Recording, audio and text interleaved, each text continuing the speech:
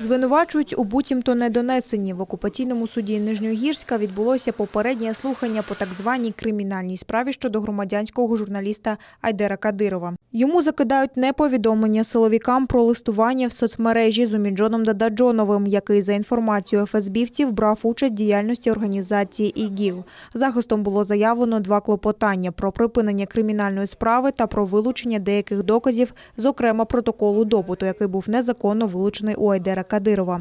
Як повідомив адвокат Кадирова Еміль Курбідінов, окупаційний суд відмовив у задоволенні цих клопотань. За його словами, вони подаватимуть їх ще раз, вже під час розгляду так званої справи по суті, яке має відбутися 1 лютого.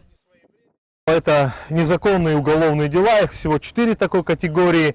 И вот сегодня на территории Крыма пытаются такую открыть опасную дверь в вопросе о недоносительстве. Хотя никаких терактов совершено не было, никто не скрывал каких-то там террористических актов, либо там поджогов, взрывов и так далее. Речь совсем не об этом, а о банальной странице ВКонтакте, посредством которой ФСБ возбудила 5 уголовных дел.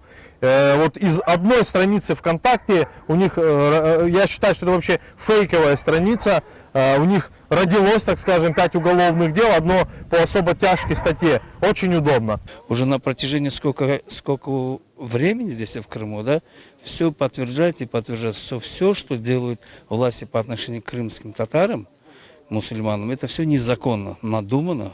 И они дальше продолжают свое это дело делать, хотя люди этому не верят. Этому, наверное, самі судді вже не вірять.